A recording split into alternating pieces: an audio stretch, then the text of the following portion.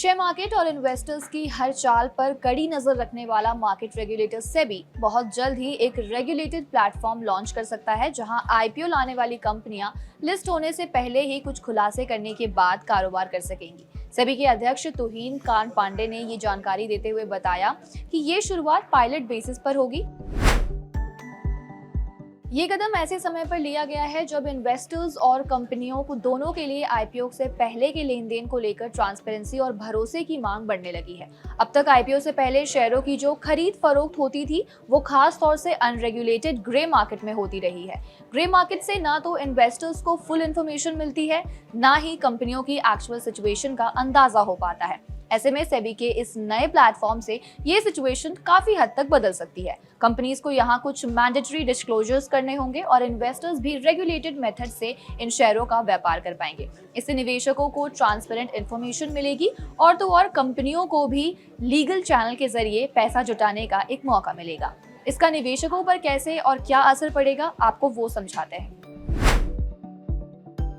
Pre IPO trading platform उन investors के लिए काफी खास होगा जो किसी कंपनियों में लिस्टिंग से पहले इन्वेस्ट करना पसंद करते हैं। अभी तक आम निवेशकों के पास ही ये ऑप्शन सीमित था, क्योंकि grey market mainly institutional players और ब्रोकर्स तक ही सीमित था। लेकिन अगर सेबी का ये पायलट प्रोजेक्ट सक्सेसफुल होता है तो ये रिटेल इन्वेस्टर्स के लिए भी एक नया रास्ता खोल सकता है।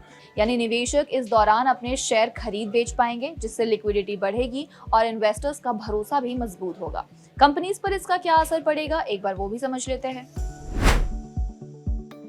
कंपनियों के लिए ये प्लेटफॉर्म काफी फायदेमंद साबित हो सकता है। स्टार्टअप्स और इमर्जिंग कंपनियां यहां अपने शेयरों का कारोबार करवा सकती है और तो और इससे उन्हें बाजार से रियल टाइम वैल्यूएशन मिलेगा।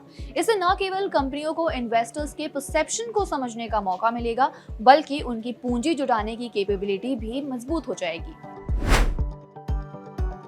फिकी कैपिटल मार्केट कॉन्फ्रेंस 2025 में सेबी के अध्यक्ष तुहीन कांत पांडे ने बताया कि हम डेरिवेटिव प्रोडक्ट्स की ड्यूरेशन और मैच्योरिटी में सुधार लाने पर विचार कर रहे हैं, सो दैट ये हेजिंग और लॉन्ग टर्म इन्वेस्टमेंट के लिए बेहतर साबित हो सके।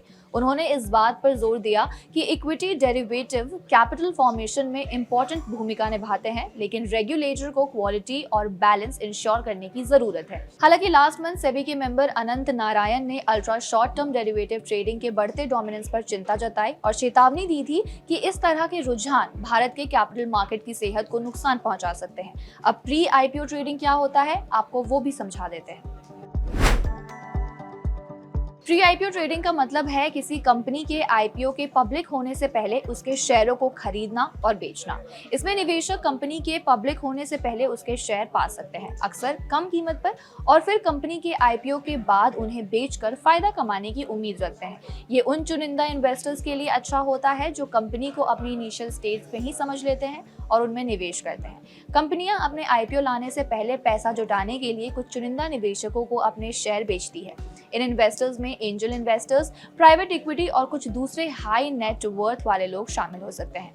निवेशक इन प्री आईपीओ शेयरों को उस कीमत पर खरीदते हैं जो आमतौर पर फ्यूचर के आईपीओ प्राइस से कम होती है। निवेशक इसलिए प्री आईपीओ में निवेश करते हैं क्योंकि वे उम्मीद करते हैं कि कंपनी आईपीओ के बाद सक्सेसफुल होगी और उनके शेयरों का जो प्राइस है वो काफी बढ़ जाएगा, जिससे उन्हें काफी अच्छा रिटर्न मिलेगा।